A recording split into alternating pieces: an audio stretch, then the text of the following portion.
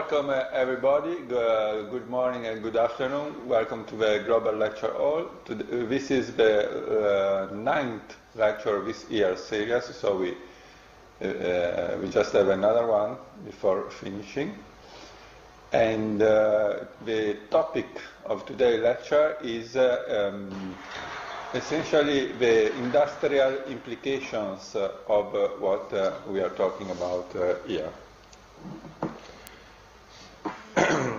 Just to repeat myself, so we have seen that so far the paradigm approach to robotics has been essentially connecting a mechanical structure with a state machine.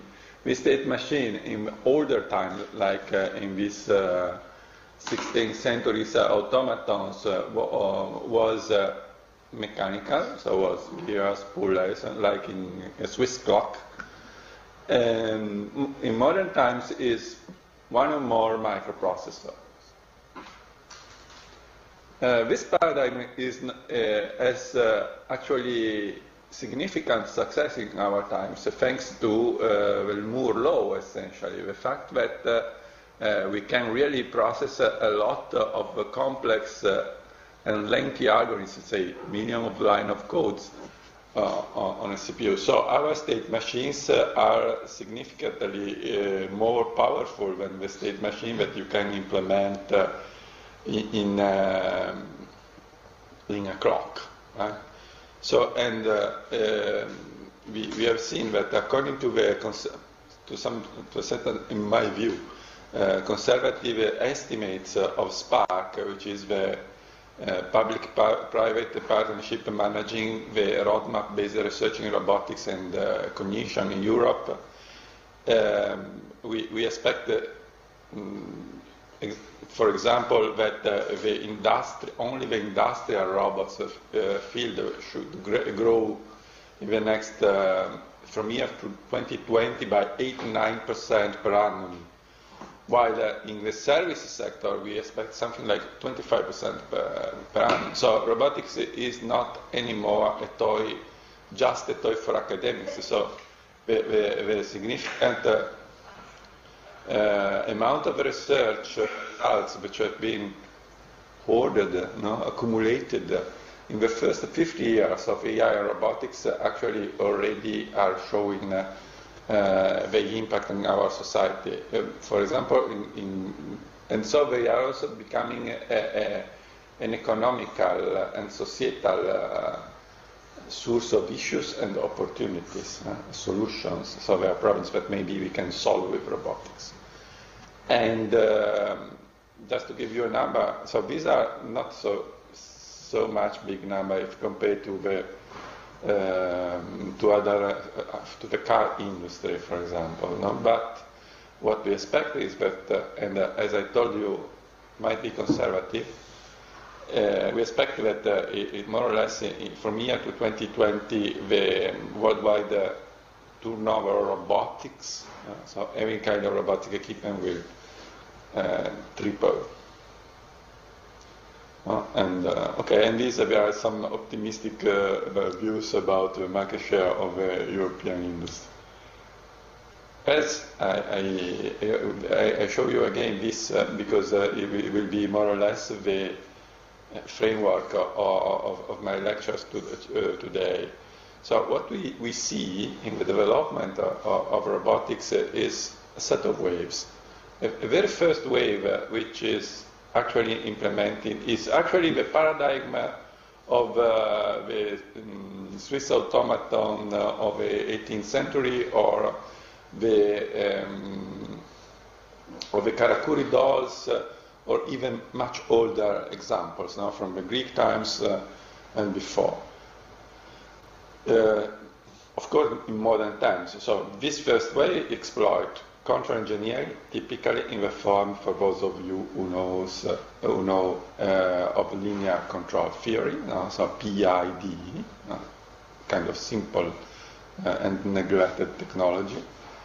Computer science, so you write a lot of code in C language, whatever language you prefer, Pascal languages, Pascal-like languages, and mechanical, good old-fashioned mechanical engineering and so on. And this is what usually we call mechatronic, because the computer's algorithm and the control procedures run usually on a bunch of microprocessors.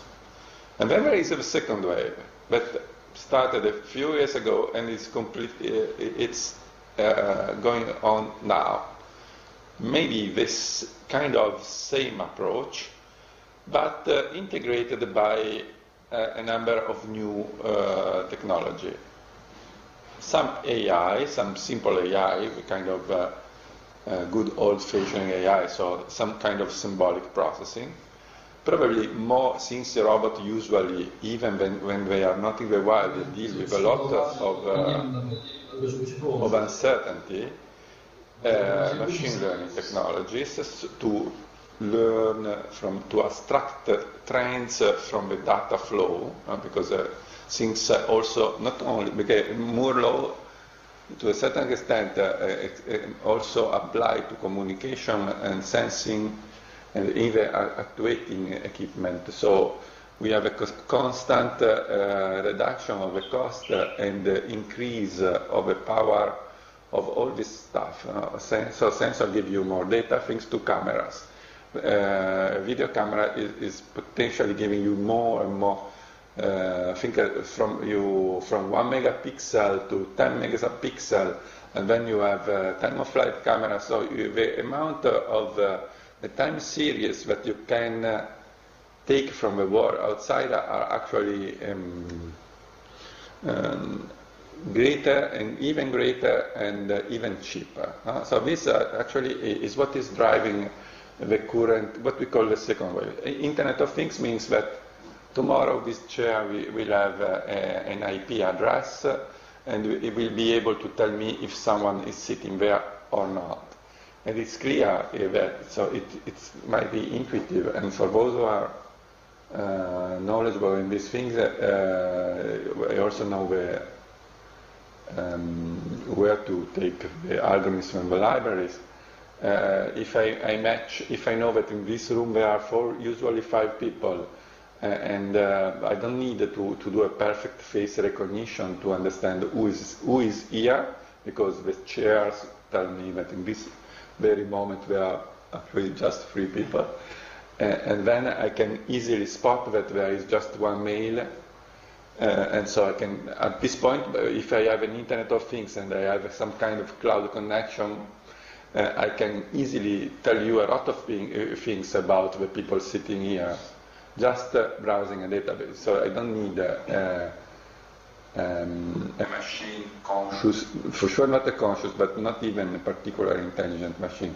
I need the kind of intelligence that I have in smartphones. So if I take the possibility of abstracting trends from data series and some simple AI, so some simple reasoning, kind of syllogistics or simple inference, what you can do, and I put a lot of knowledge when I design the system, I can do many useful things, as we say.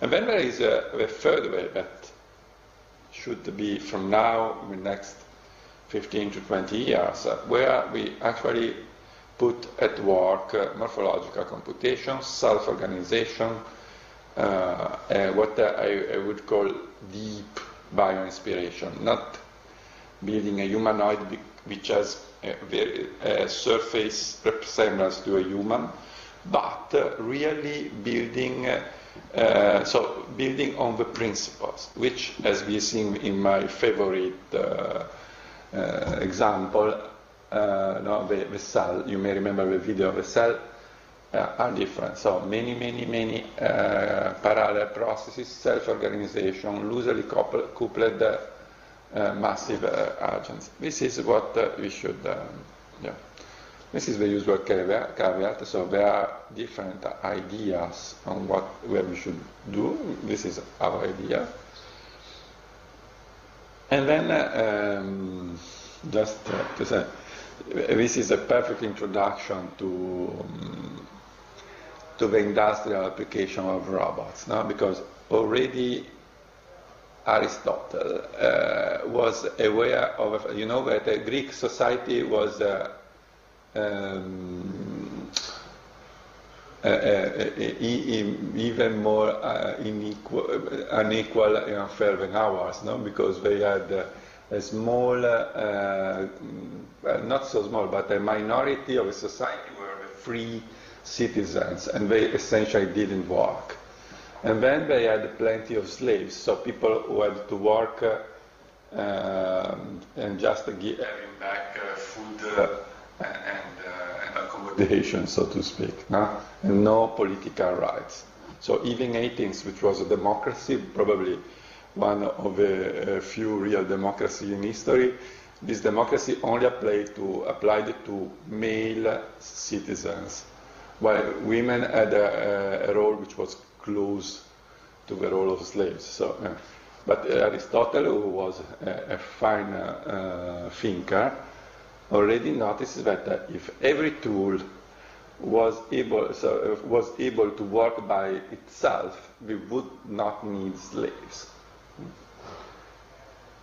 And if you some time ago, I doubted that this quote was real, so I asked a friend to dig the literature, the Greek literature, to see ancient Greek literature, and so we could find the original text. Actually, Caterina Pastra found the original text, and what we see is that even from a poor logical conceptual analysis, it was clear that an intelligent system should be able, if you look to the real Greek original words, like prostastomenon, means perceiving, means prediction, the capacity to predict the events. Aistanomenon means perceiving, apprehending, understanding, learning. So it's really significant how, so to speak, the main ideas were already clear. Of course, the technology available to Aristotle was absolutely not adequate for some purposes. Then I quoted the Karakuri dolls, and this is, is my favorite example. No? Here, the top-down control paradigm. Here, the self-organization emerging paradigm. We know that the supplies are better managed by the other one because of a famous problem of frame of reference. So the fact that the frame of reference is a problem which occurs because the representation of a word is injected into the system by the designer. And the designer should know where the system is going to operate, and this is impossible. So the strength of the self-organization paradigm is that it can self-organize another reference. Don't take it wrong. Of course, you need a frame for reference. So you need, so the agent, the intelligent agent, needs to know where it is, but where it is can change in a way that you cannot preset at design time. So if it's self-organized, but of course there is a clear workaround to this. I can keep the environment. I can keep the environment identical to the environment that the intelligence agent expects. This is what maintenance do in factories. So, of course, you can do many things without, let's say, implementing an emergent cognition from sensory motor processes, interaction processes, but not so many. No? So, talking about the economical impact, so you have seen in the media, you see all the time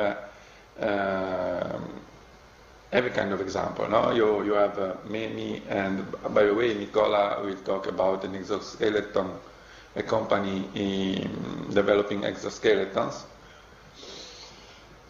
to assist people with problems in walking.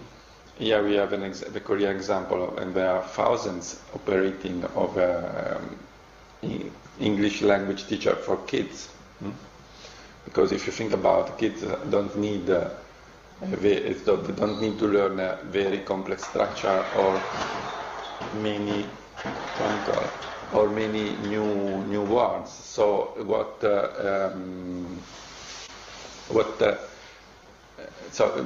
a robotic solution, even a robotic solution of this kind, is fit for that. Be a serving robot, you know. Rolf Pfeiffer has been working for some time to a robotics launch somewhere in Asia, and we are all personally looking forward to have some drink in that launch. And even someone talked about the ethical implication of having sex with robots. It might be a killer application. English teacher. Then you have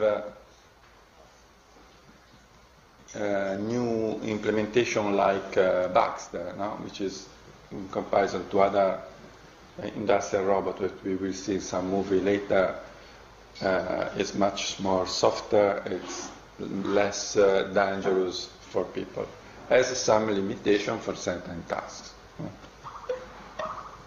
We are at the point where I will go a bit deeper into this later, where someone is starting to be worried about the potential disruption of the job market by robotics and AI. And I really suggest you to have a look at this YouTube TED presentation of Eric Brynjolfsson, where essentially the idea is that actually we should not fear robotics in the workplace, because it's going to help us, of course. At the individual level, people will need to understand that certain tasks, typically the repetitive tasks at every level, will be at some point delegated to robots, but for a significant amount of time, some higher level cognitive functions will need humans. So, of course, it depends on how it will be managed at societal level, but in principle, we should not fear a potential explosion of productivity for various reasons. So now maybe talking about the first wave, but just to understand that it's not something we should downplay or not consider important. I can see this video, which is actually taken from an FCA factory in Italy, in Malfi.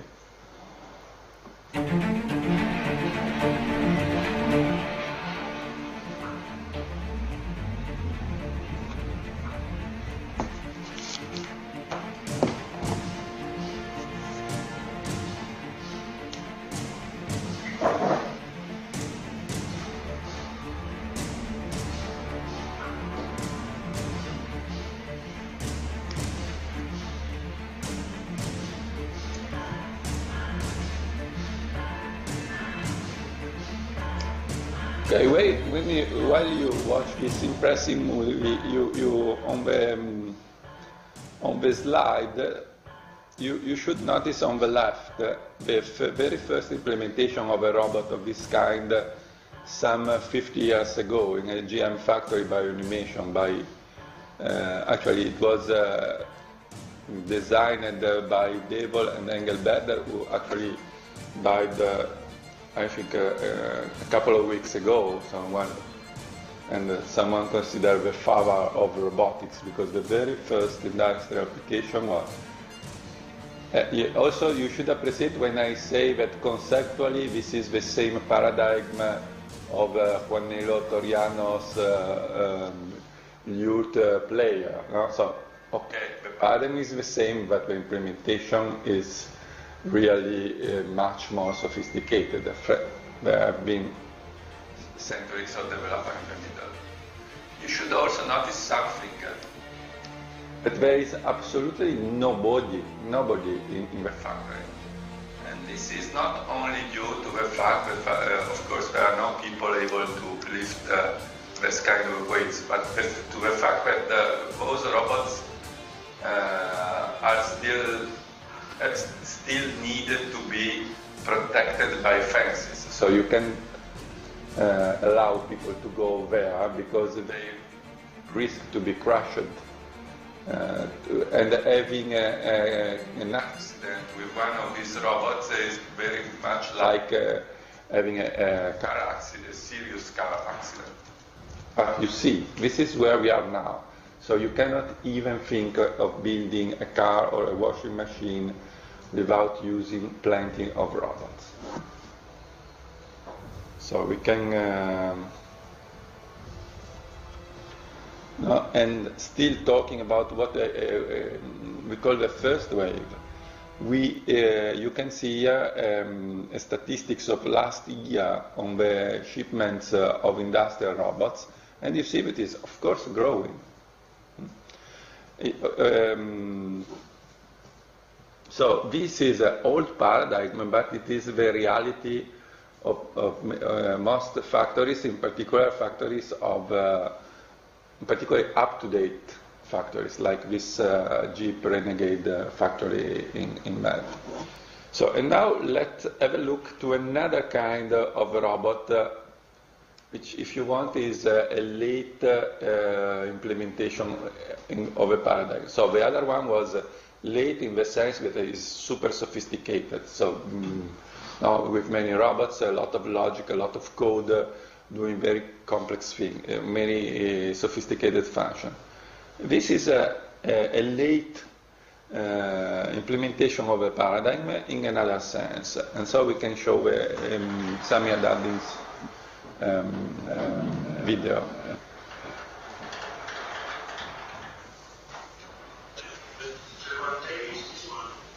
No, I want the Samia Daddin is the one with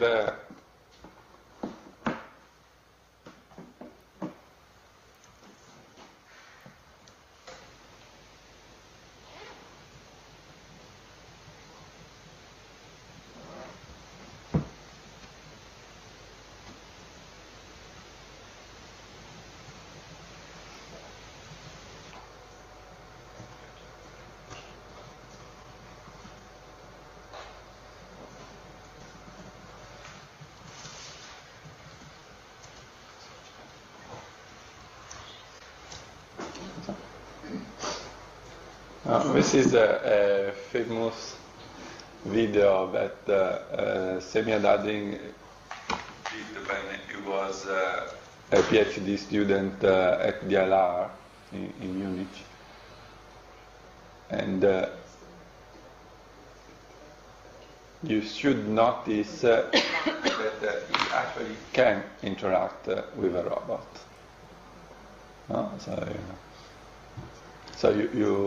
So this is a very, very impressive. By the way, Sami is now a professor in Leibniz University, always still in Germany. It was extremely. I think this is extremely impressive because a robot that kind. So this kind of experiment was not possible before, without some serious harm. And this is the other idea. This is a very complex machine, but has the possibility to safely, physically interact with people. It has force control, so it has the possibility to detect the forces which are applied, and so can, like we do, can avoid to just crash as variable stiffness. But how they achieve this is with a lot of gears and springs and a lot of control.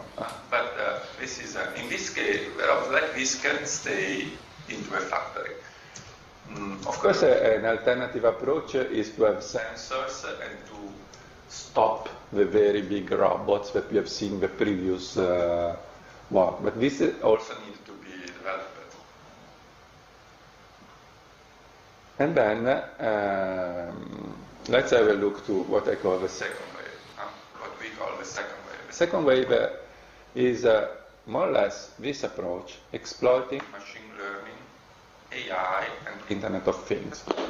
And this is what's going on now. No? So the possibility of let's say the wave of probabilistic robotics mixed with some AI on top of the same paradigm, top-down control paradigm. So more or less, and what we see here, we see that this study are from a study by Boston Consulting Group. So this kind of studies are developed with the purpose of giving guidance to investors. So this is very serious stuff, no? From the economical standpoint. And this Boston Consulting is one of the reputed and authoritative firms. What they predict is more or less, if you see what has been predicted by Spark. So Spark predicts 60 billions by the year 2020. They predicted 67 billions by 2025.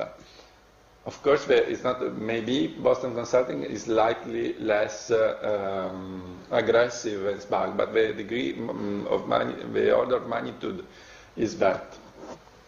What is interesting is that while in the year 2000, a vast majority of applications, so of 7.4 billion revenues in robotics, almost 4 were from industrial robotics.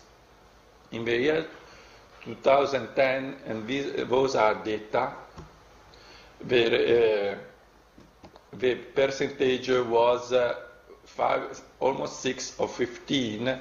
The expectation for 2025 is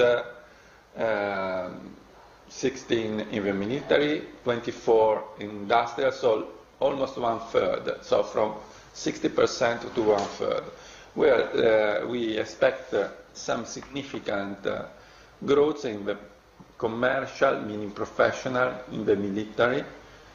Drones are kind of the standard tools for militaries nowadays, and some small development in personal. So, because 9 billion, so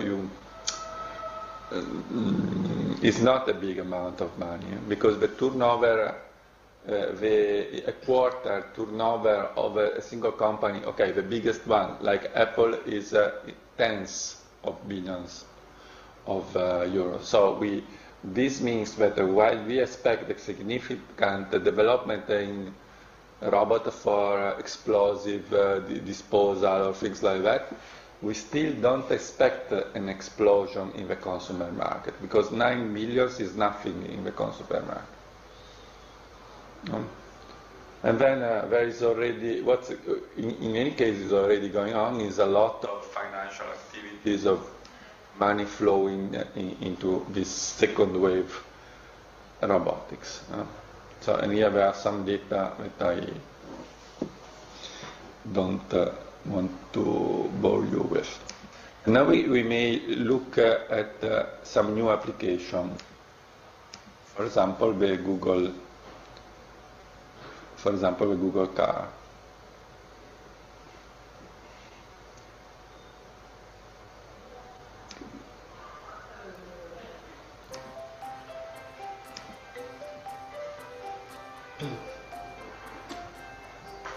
Today we have something extra special for you guys, and you guys will be some of the first people outside of our team and outside of Google to ever drive it.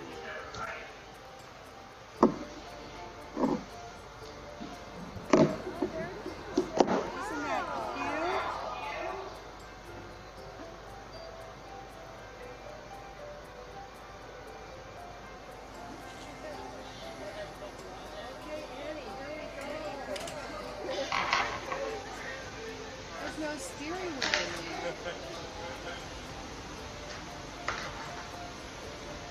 it was a big decision for us to go and start building our first operating space. And really, they're prototype vehicles. They were a chance for us to explore what does it really mean to have a self-driving vehicle. But in the small amount of time we've been working on it, we have functional prototypes, and it's exciting. It's really cool. It was like really kind of a space age experience. Really. You said relax. You don't need to do nothing. It knows when you need to stop. It knows when you need to go. It actually rides better than my own car. Yes. What she really liked was that it slowed down before it went around a curve and then accelerated in the curve. She's always trying to get me to do it that way. That's the way I learned in high school drivers.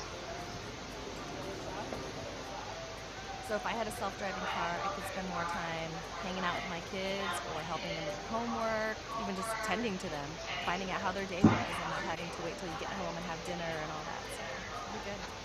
Human feeling of it is very well engineered, and it is very smooth. There's nothing that makes you feel the least bit threatened. It's impressive.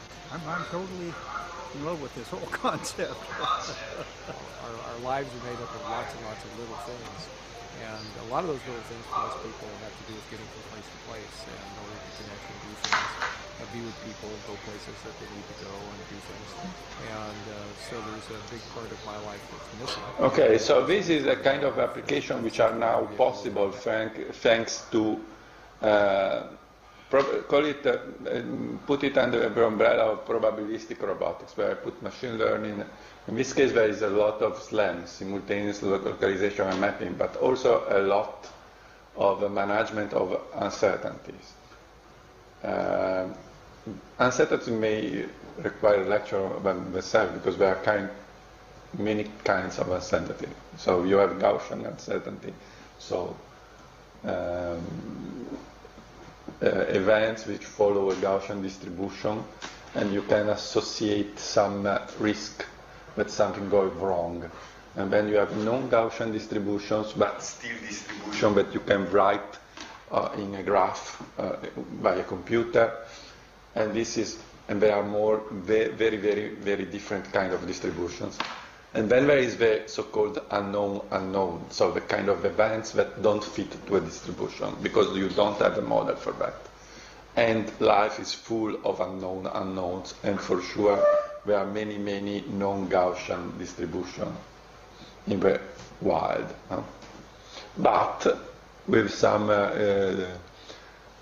good tricks, it's possible to obtain results like those. The second wave also implies that those blind robots in the factories might be joined not in the next decade, so to speak, by a lot of equipment which more or less implement this kind of logic. Because think to this self-driving car. To my knowledge, at least in August, according to Google data, those autonomous cars had already traveled more than 1 million miles. So even more if you use kilometers, almost 2 million kilometers, which seems a lot, but it's not. Again, it's not a lot, because if you think an average person traveling 20,000 kilometers by car per year, it's enough to have 10,000 people to match the test that I have done so far. But the problem with the self-driving cars is that they want, and that's why they requires this extensive testing before being used by everybody, is that they are not in the wild, but they are in streets, they are in cities where there are a lot of people going around. And this creates uncertainties of a second kind, so non-Gaussian, but sometimes also of a third kind, so the unknown. And this is why you need very strong and robust algorithms to do that. The usual way to do that now is to write a lot of code. And we are talking about hundreds of thousands or millions of lines of codes, and we are talking several huge CPUs, and we are talking about laser, and we are talking about many sensors, several lasers, vision, omnidirectional vision. So the workaround is to try to have as many data as possible. So far they had 11 accidents, and in all cases the responsible of the accident were humans, but there might be some issue there. So this kind of tools, for instance, self-driving cars might require some additional test, but on a factory floor, self-driving has no problem because I design the factory floor, the factory, and I can design a factory in such a way that there are no unknown, and then distribution are Gaussian. How I do it? By maintenance. So this is the trick that we use, in fact, being used in all the industrial ages also before. How you guarantee that your environment fits your machines? You have a structured environment. So in a factory, if my camera doesn't see blue or have problems more seriously with shadows, I avoid shadows. I put very big lamps, and I put the robot in a place where there are no shadows. So this so while it may take, also according to the study we saw before, sometimes before we see mass distribution robotics, so as many robots as cars, may take some time. For sure, everything is ready to see many of these new technology into factories or even in hospitals. So in any environment which is structured or semi-structured. So and this is what is called in Germany Industry 4.0, and in Italy we also say Industria 4.0. In French is the factory of the future. At European level, is the buzzword is digitalization of in the industry, which means that digitalization implies that the factories are digitized and use the kind of technology that we have seen in the Google car, and the products themselves are digitized. For instance, this chair can detect that someone is sitting on it, and maybe also measure the weight and giving a lot of info, and talk to the fridge and to the air conditioner. So this is and in this second wave, as told, we see, and those are statistics, so those are data, things that already happened.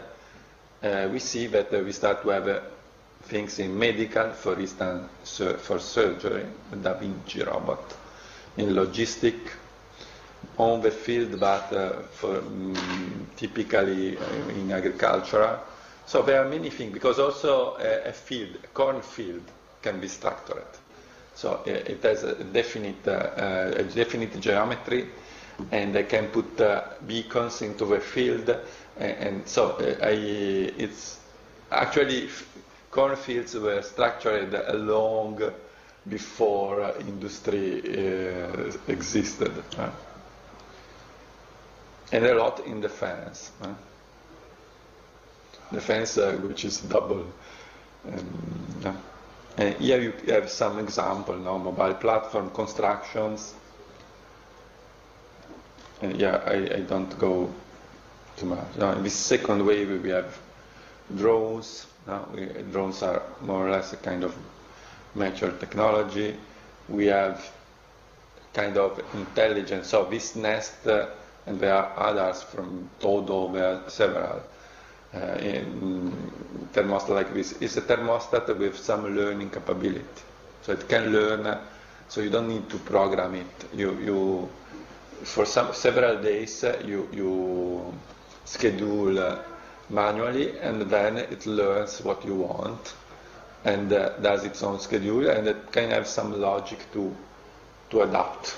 So because of course maybe you don't do always the same things, you don't always have the same external temperature. So this is a very simple idea. It's a thermostat plus some learning, some machine learning. And this is already a cool thing. No? So this is it's the next wave of domotics, so intelligent robotics, where every piece of furniture have an IP. Essentially. IP is the de facto standard. And then you have drones, and then you have, and we have for some time space probes. And this is an example. This is an example by so far not successful attempt by SpaceX to land a rocket for reusing it. But another, and here you have agriculture, you have these kind of examples that we showed before. We have drones, and here we see instead another example of what you can do with this top-down plus machine learning plus some AI. So I may show the Blue Origin video.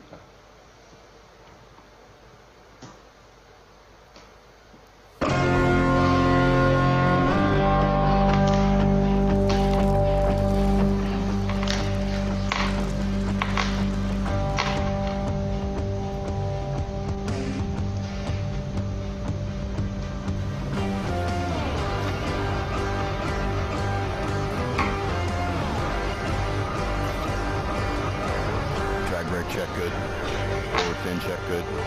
Aft fin check good. LGS check good. Ready for flight. T-minus 10 seconds. 9, 8, 7, 6, 5, 4. Command engine start. 2, 1. Ignition. And liftoff.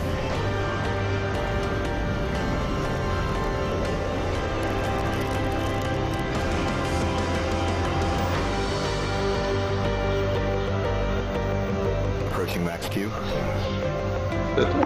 Main engine cut out.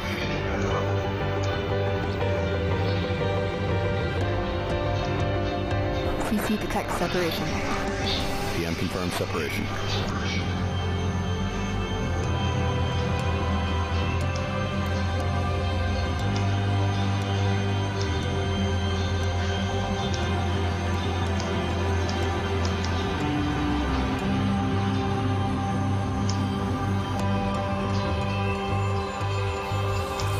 Parachute deploy.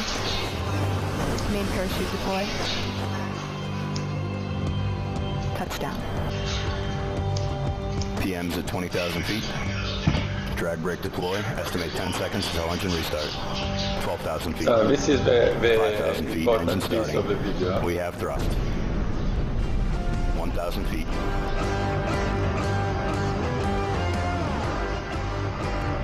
LGS deploy. 50 feet, 7 feet per second.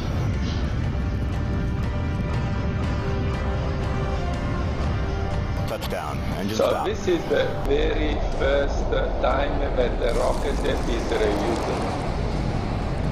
And the way to achieve this is something that might not immediately remind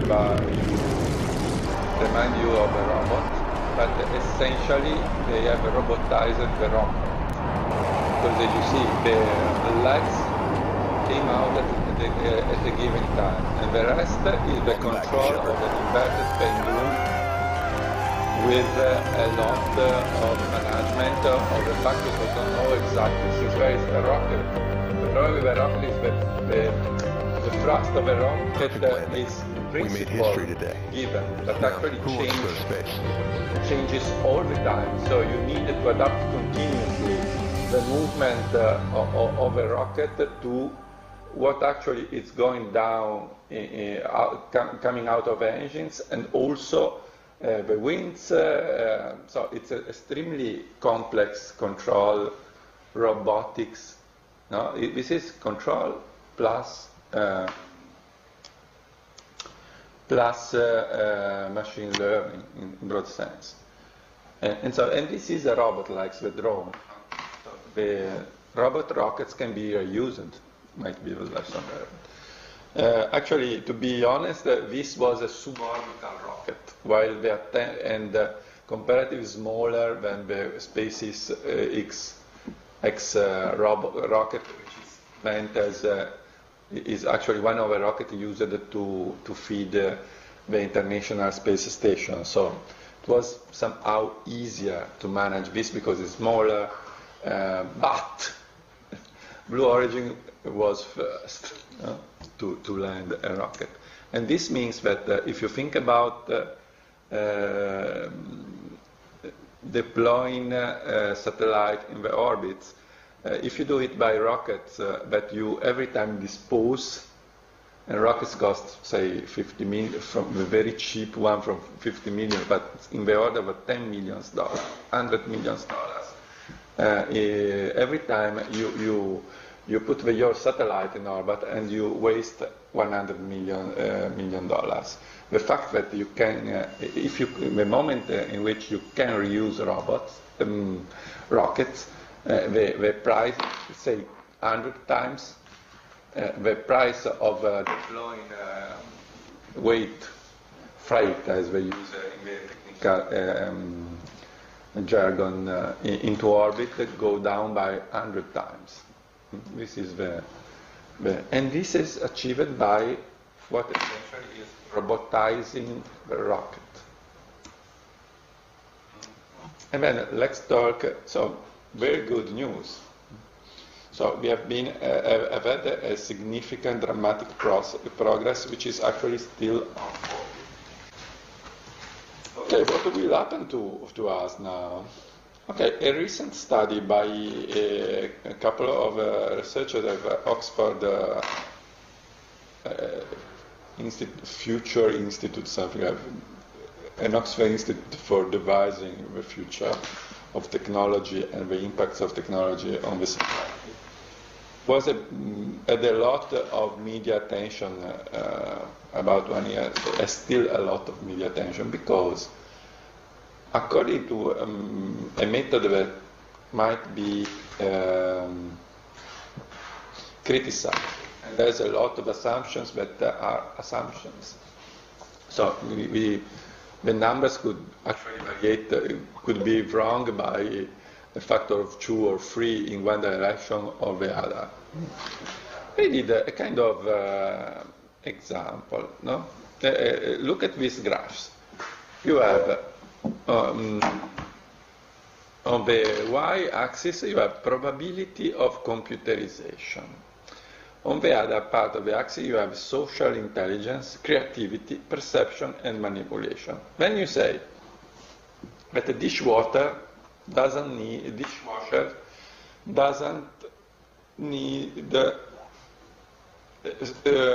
social intelligence, while public relations requires a lot of social intelligence. And then creativity, cow clerk, so clerk working in a car, requires creativity. No, if you apply laws, you should not be creative at all. You should apply the law to the case. We discuss this. But and that's why the assumption might. But if you want to do this kind of predictions, you need to do some really big, strong assumptions, which might be wrong, but they give you an idea of what's made. A fashion designer needs to be extremely creative, and also a biologist. And then another kind of perception and manipulation. A telemarketer doesn't need any perception and manipulation facility. So in telemarketing, you call people and you suggest them to buy an excellent new broadband line. You don't need to manipulate. Well, maybe you need to manipulate the phone, but you don't, this is not essential, right? Well, a surgeon requires a lot of perception and manipulation capability. In fact, when we talk about surgery robotics, we talk about telemanipulator, where the perception is actually the perception of a surgeon, not the perception of a robot. So autonomous surgery would require a lot of perception. Apart from the fact that people might be scared by being operated by a robot, but I don't know. So it depends on the robot, of course. And so, on the basis of this kind of assumptions, you can think that social intelligence, well, you have seen Kismet, no? To a certain extent, could be simulated by an algorithm, but to a certain extent. So the idea is that where we need a lot of social intelligence, the probability of computerization is low. And then again, assumption, those are lines, so straight lines. So of course, probably reality is a bit, it's not, one of the few things that we know about reality is that it is not Gaussian and it is not linear. What usually happens is that we use a lot of models which are linear and Gaussian, and when they are Gaussian, we are already sophisticated, because usually we don't have uncertainty in traditional engineering practice. So on the basis of this kind of analysis, then they did they digged the literature to see where we are with perception and manipulation, where we are with creative intelligence, where we are with social intelligence, and they came out with this kind of graphs. So they were very, as we need to do in serious research, they were very patient, and they put together a lot of data, and they came out with this kind of thing. And where that can be summarized in this way. This is a kind of summary of the previous graphs, where I put on an axis the current employment in that area. And then the probability of computerization calculated in that rough way, with that rough model. But the model makes sense. It's clear. Some dishwashing doesn't require a lot of creativity, while fashion design requires a lot of creativity. Research requires significant creativity. Other work, I don't know if PR doesn't require creativity, for example. No? But those were just 3 examples. You can create more complex graphs with many dimensions, because you also have creativity in PR. So I think it's very important. You have while you have perception and manipulation in research, in particular, if you are not a manager of research, but if you are doing research yourself. There are many dimensions. Putting together all those dimensions with straight lines and feeding the data and looking what comes out, this is what came out. So what came out is that according to that study, with all the assumptions that they did, there is a probability that in the next decades, 47% of employment is at risk for computerization. Is that true? Is it not? Honestly, I don't know. I think that it captures a possibility. So even in this second wave that I used to downplay, to say because it's still good old-fashioned AI, it's a late stage good old-fashioned, kind of late Aristotelism for people who are familiar with things. This is what already going on. Is this a problem? It depends, because is a problem to have to work less? In principle, no.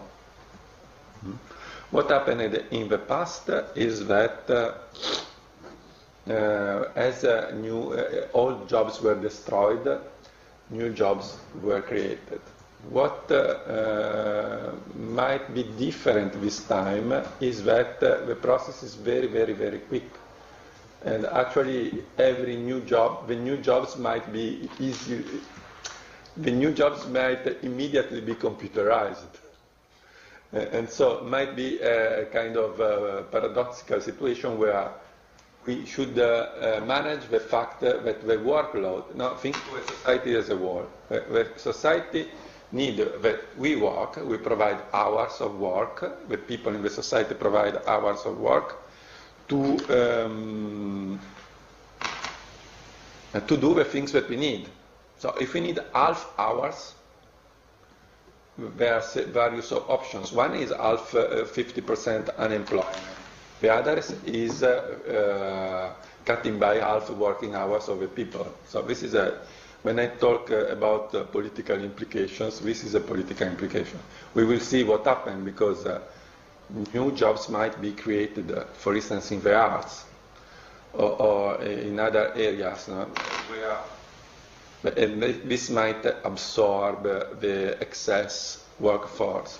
But might also be that some serious initiative like what we are doing in Sweden. In Sweden they have reduced the working hours to 6 hours. It is not surprising that we do that in Sweden, because Sweden is a very advanced country where they have already a lot of those stuff that we were talking about. Huh? So, as a summary, I will take just 5 minutes from now. On the one hand, it's not even possible in the auto industry, for example, to think of building cars without a lot of robots. On the other hand, we have other industry sector like the textile industry, which is a significant part of it. Because industry essentially, so the economy essentially is in charge of providing us clothes, shoes, food, housing, and so textile is a big industry, no? Because we use clothes. And so significantly, when the auto industry, we have a very high level of robotization. So to give you an example, it's in between 5, 6, 8% of the percentage of the cost of a new car due to the person paying the people. In the textile industry, the situation is quite different because the most important part in the production of new clothes is sewing together the pieces of fabric to have a jacket, to have and this is done manually. If you look carefully to this picture, this is a typical sewing machine, which is the original Singer patent, and that many people have at home, you know. So typically my uncle has one at home. Not my uncle, my aunt has one. You know. So this is the situation. So there are sectors of the industry where actually we don't have any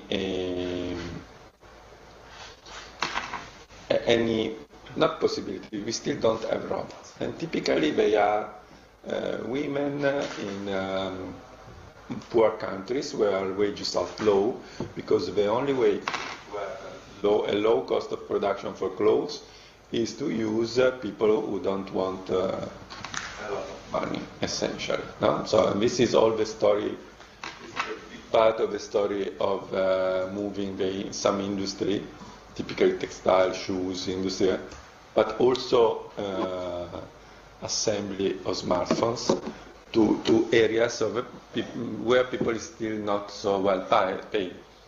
Of course, people after that you saturate the workforce, pays go up, so you have again a problem if you are the business owner, of course. No? So but what we expect is that this is going to change. This is a quote from our director, Paolo Dario, which actually expects, and this was what we expect that those problems are going to be solved. But what's the problem? What's the problem with textile, which is soft and easy, difficult to manipulate? Cars are perfectly predictable. So we come to the third wave.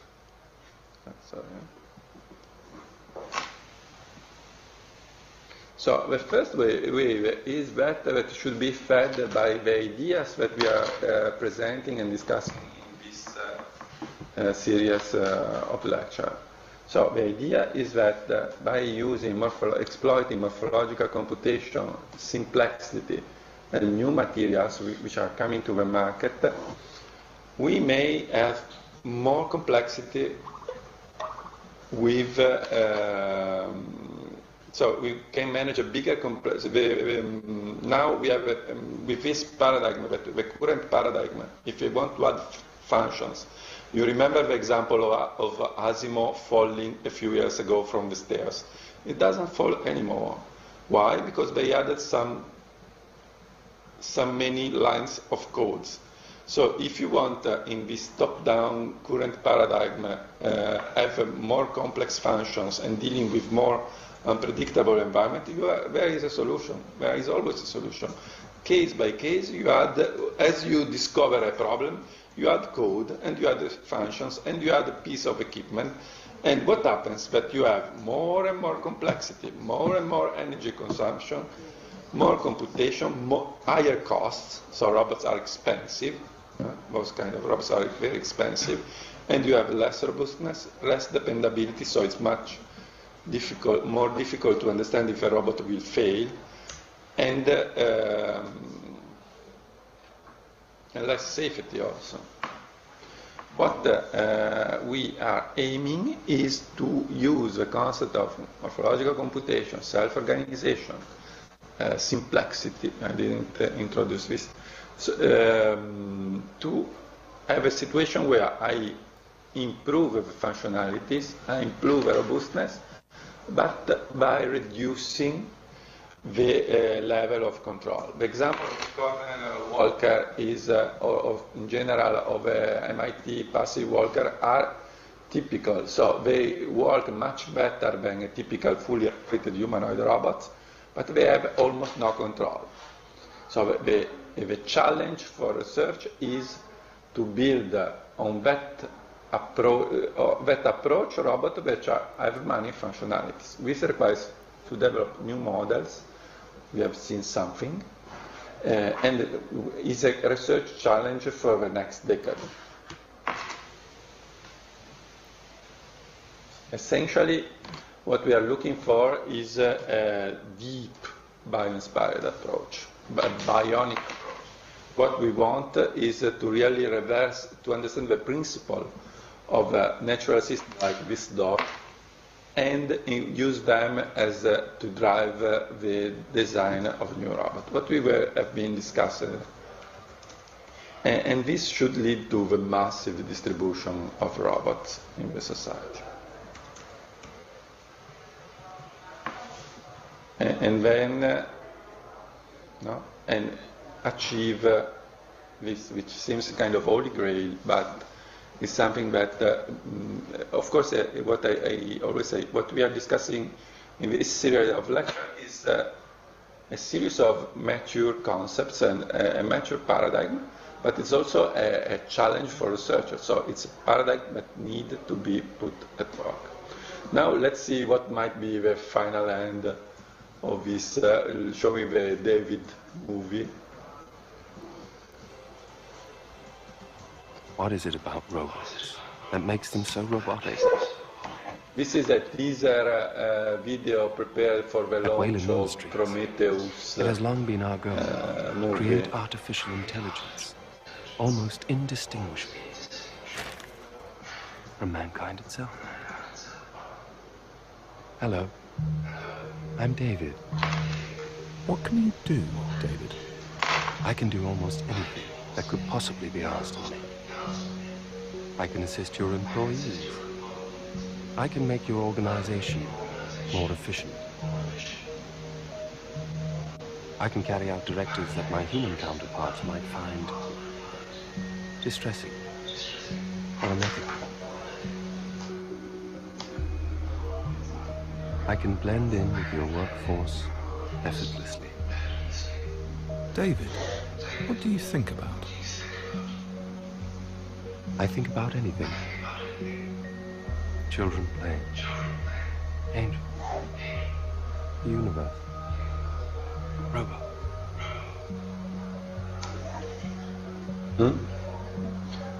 David, what makes you sad?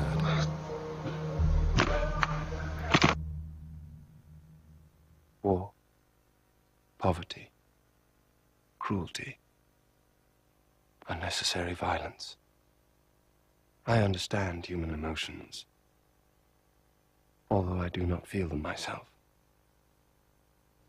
This allows me to be more efficient and capable, and makes it easier for my human counterparts to interact with me. Is there anything you would like to say, David? I would like to express gratitude to those who created me. Happy birthday, David. From Wayland Industries.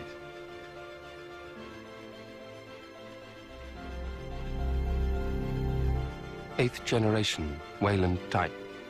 Technological, intellectual, physical, emotional.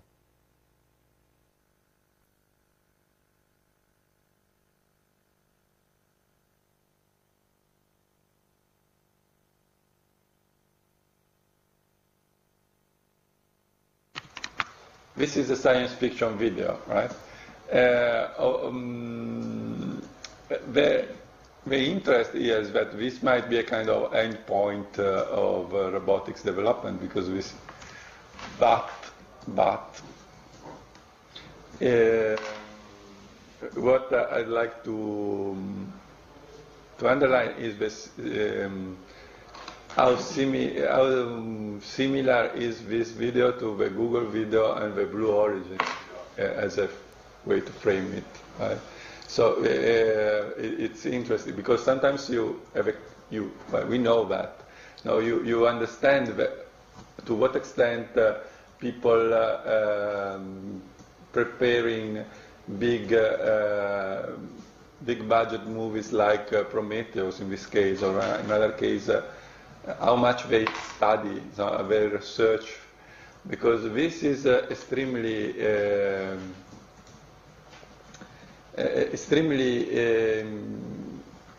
realistic in the sense this is 2070, and the way of communicating is a way of the industry which is performing research and market the results of this research.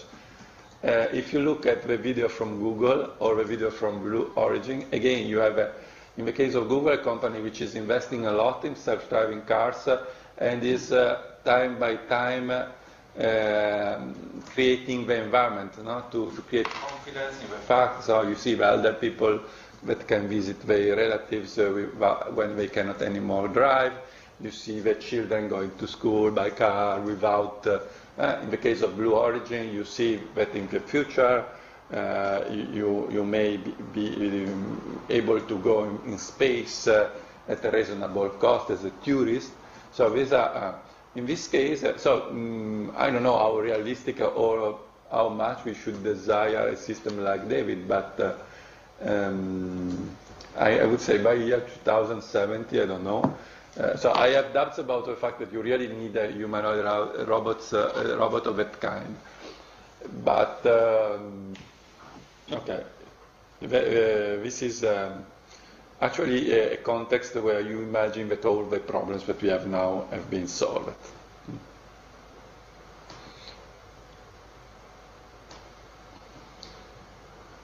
So this is our vision, essentially, which was elaborated in pilot project some years ago, where we see we think that the third wave will be driven by what I was saying. So, in broad sense, the concept that we are discussing and lecturing here. No? So, morphological computation, simplicity, we have this society issue because, as you may imagine by the study that I showed you a while ago, societal implications are potentially huge. And then just let me finish with a final comment. There is nothing granted and nothing unavoidable or necessary in this kind of trends. Actually, the Greeks, the ancient Greek, were able to for example, Hieron of Alexandria was able to invent a steam engine. So they had more or less a level of mathematics and physics knowledge comparable to the age of Newton. But there wasn't an industrial revolution in the Hellenistic world. So nothing of what we may predict or expect is necessarily going to happen. It depends on a number of choices that a number of people have to do. And that's all for now.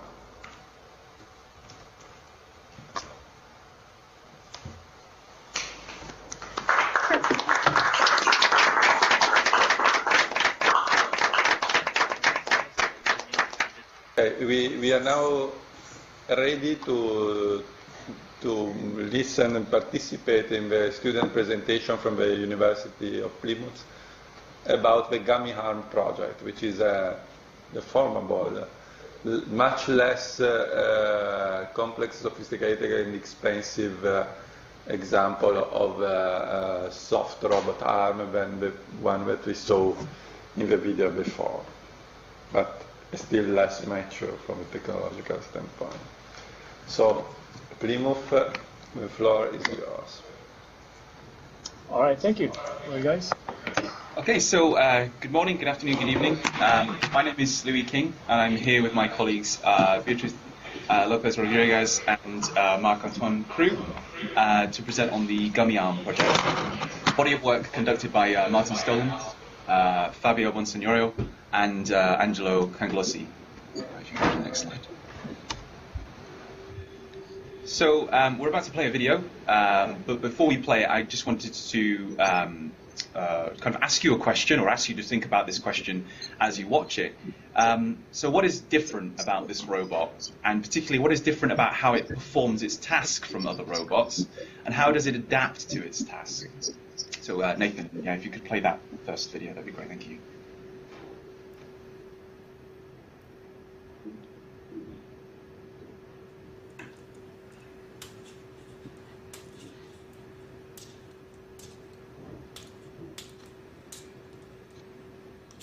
So aggressive with your robot.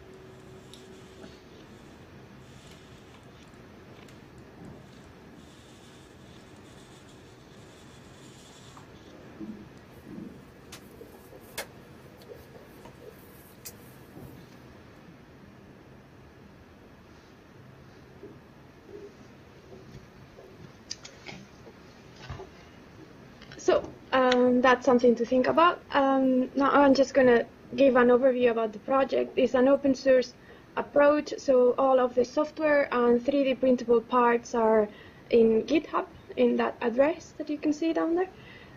It's a low-cost platform. It should be well, relatively low cost. 3,000 euros, what's at the moment in GitHub. Although new parts are being built all the time, like there is a new degree of freedom that has just been added. It's easy to maintain. You can print your own new parts in a normal home 3D printer. The main cost is driven by the servos. It is probably possible to reduce the servos cost in the future. The project is looking for groups interested in replicating the ARM, and the community could therefore benefit by having same algorithms in the same platform. An important feature of the ARM is that it's got like a variable stiffness component, which is a bio-inspired design feature. And my colleague Luis King will talk further into the design of the ARM. So as Fabio mentions, it shares some characteristics with soft robotics.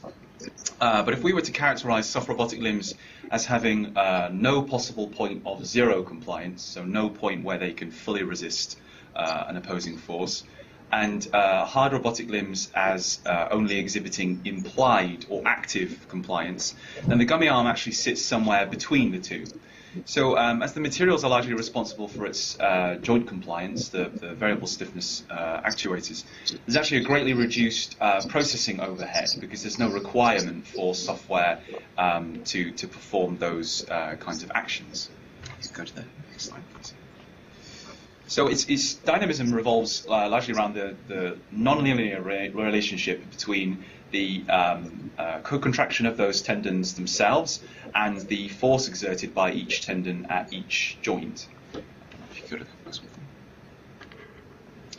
So basically the tendons themselves are a combination of two different materials. They're a thermoplastic elastomer and a 1.5 millimeter diameter nylon thread. And this combination can be exploited to produce variable joint stiffness in a non-linear sense. So if the tendons are extended, that makes them far stiffer, and then if the tendons are kind of relaxed, then it makes them more compliant.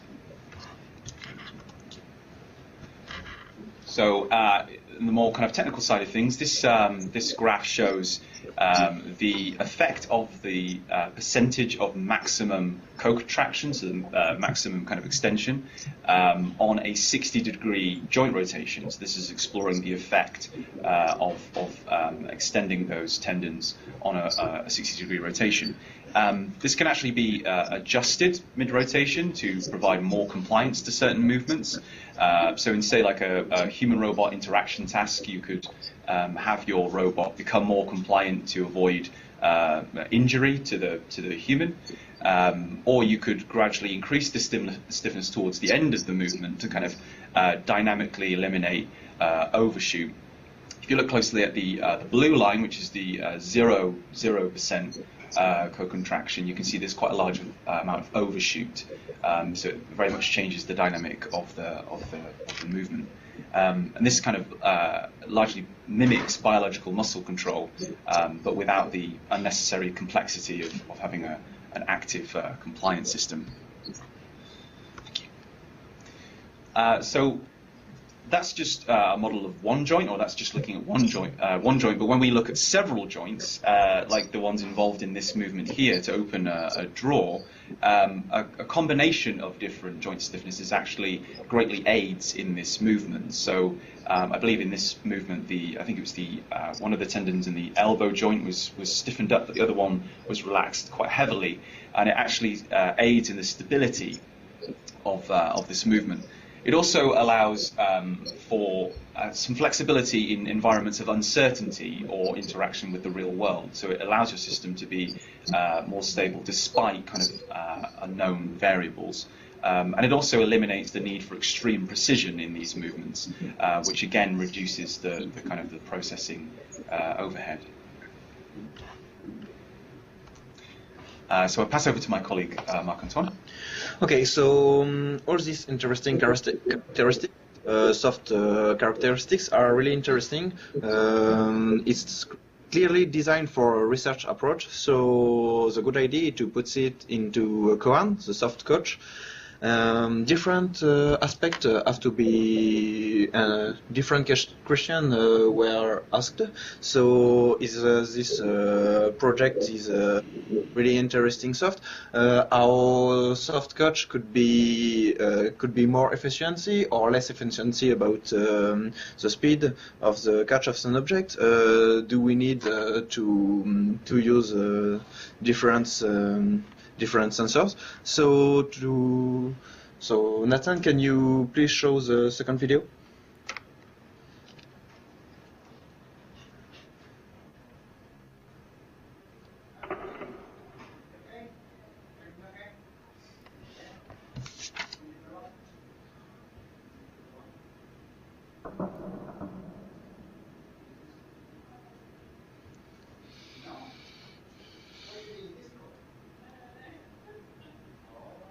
Such a good video.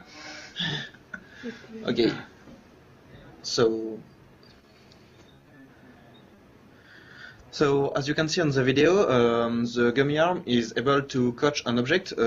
Here it's a cold soldering wire, so it just follows the movement. It's a passive catch, so it allows the robot to don't break anything, so to don't be broken by the objects he catch. So to answer the different question, a group of 6 students was created from students from Plymouth University and Chiba University in Japan, and this group is supervised by Martin Stolen and Tapio Tarvainen. So this project was separated in 4 parts. So this is the first part, two first axes. It's the detection and tracking object. To catch the object, you have to follow the movement to anticipate where the object will be. So we want to use a 3D camera. Here, the Microsoft camera used in the Xbox. You have to follow the object and to catch it, soft catch. Have you seen as you can see on the cup and ball game, you can just put your gripper just under the ball and wait it go into it. You have to follow the movement to catch it better. So how can we improve this movement to catch the object? The 2 other axes are the end design. As you can see, it's the beginning of the design of the end made from a student. How can we design a soft end? How can we do it with 3 finger, 5 finger? How could it be done? And the last axis, do we really need a touch sensor to catch the object?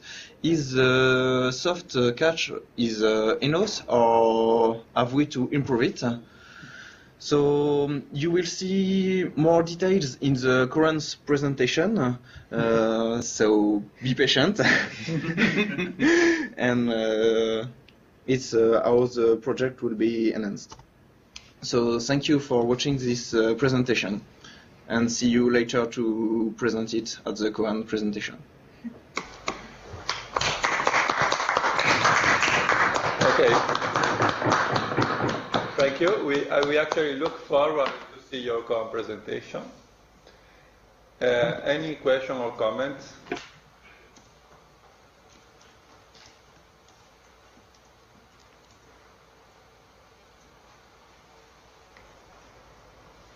So, if there are no, by the way, it might be a good idea for people working on Koans to schedule a short presentation of a Koan. Well, at this point, I would say in the last lecture.